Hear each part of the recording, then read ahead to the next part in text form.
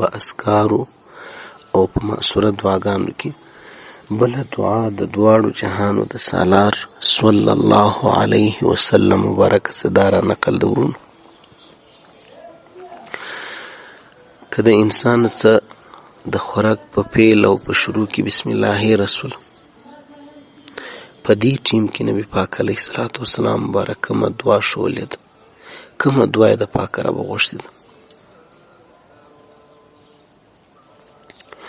معززو عزتمندو ورونو او درنو قدرمندو خویندو، دا د هغه سنت په باره کې موږ تاسو دا خبرې کوو چې کم سې په شواروز کې په ورځو په شپه کې په 24 غنټې کې هر کورنۍ هر انسان یو 2 3 4 5 وار ورسره مخامخ کېږي.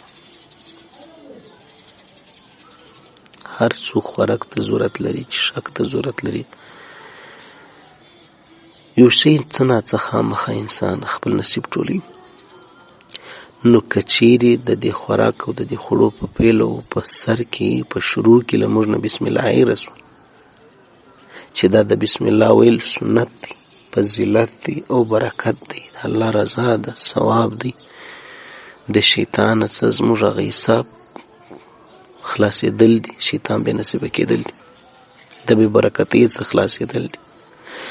خو کله ناکله دی هم پیښیږي، یا د ناپامۍ له وجې، یا د مصروفیتو د بوختیا له وجې، یا د هېرېدو په سبب باندې انسان عاجز دی. وخلق الانسان ضعیف، د خوراک په پیل او په شروع کې د انسان بسم الله رسي.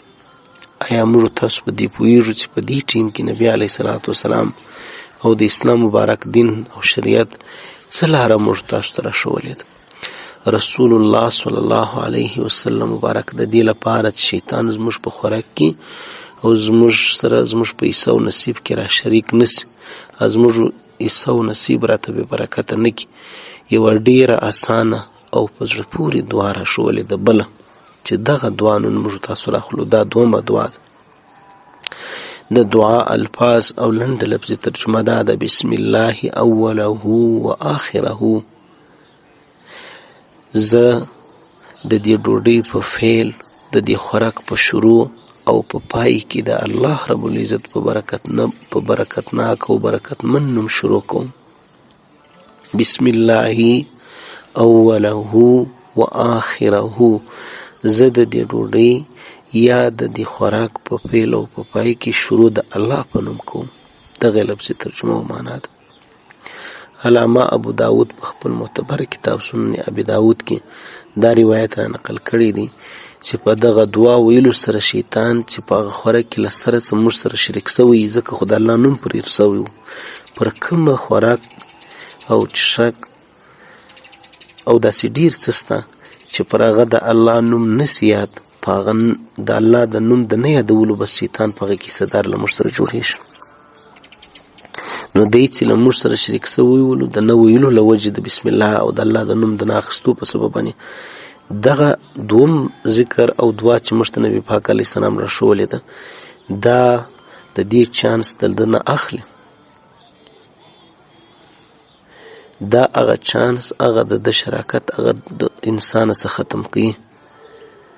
دا برته شیطان دې ته مجبوري چې دی ولاړ سي، دی هغه حصه و نصیب تا ته پرېږدي، د دغه له وجې تا ته هغه پاک سي، هغه خپل حصه و نصیب او د برکت وړ درته وګرځېږي. نبي پاک علیه السلام دا دومره دعا موږ ته راښولې ده.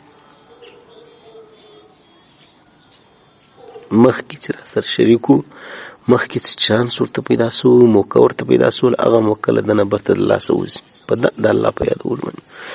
نو راځئ چې له دې نه وروسته دا سنت په خپل عملي ژوند کې را ژوندی کړو.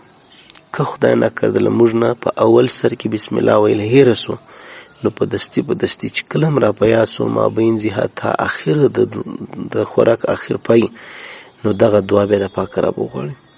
الله تعالی دې زموږ ستاسو لوی او کوچني اعمال هغه د سنتو موافق او الله دې په خپل دربار کې راڅه قبول کړي او د خپل رضا وړ دې الله پاک وګرځي.